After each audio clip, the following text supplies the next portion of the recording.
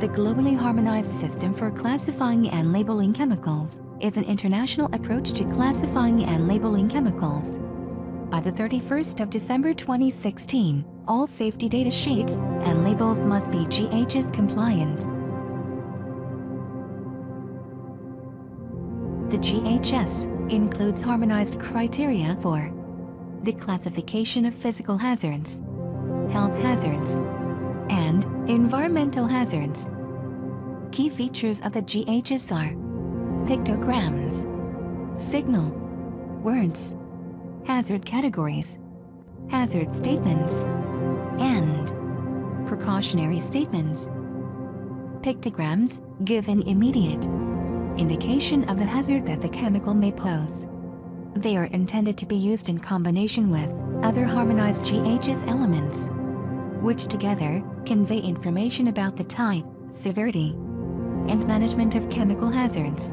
There are 9 GHS pictograms: explosive, flammable, oxidizing, gases under pressure, corrosive, acute toxicity, health hazards including carcinogenicity and specific organ toxicity, lower severity health hazards, and environmental hazards.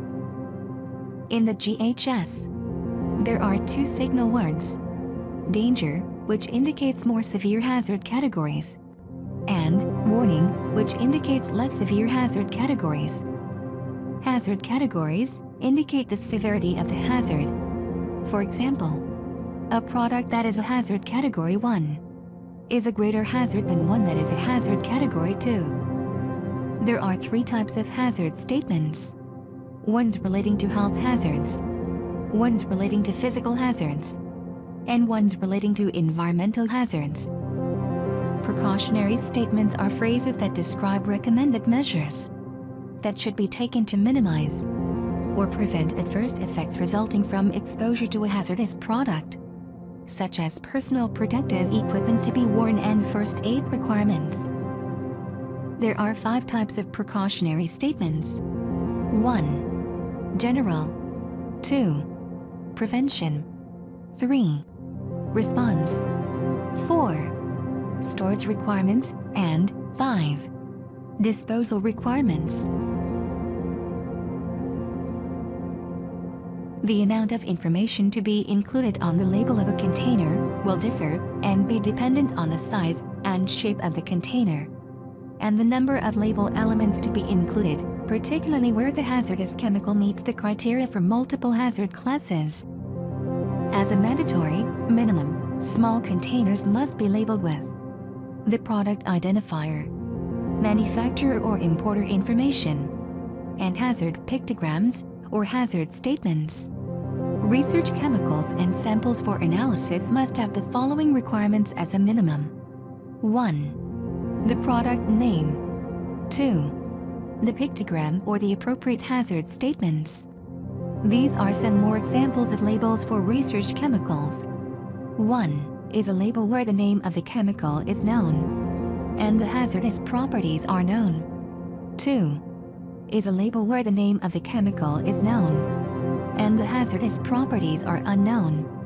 And 3 is a label where both the name and hazards are unknown. Hazardous waste containers must have the following requirements as a minimum: 1. The product name. 2. The pictogram. 3. The appropriate hazard statements. And 4. The name of the waste generator. What to do now?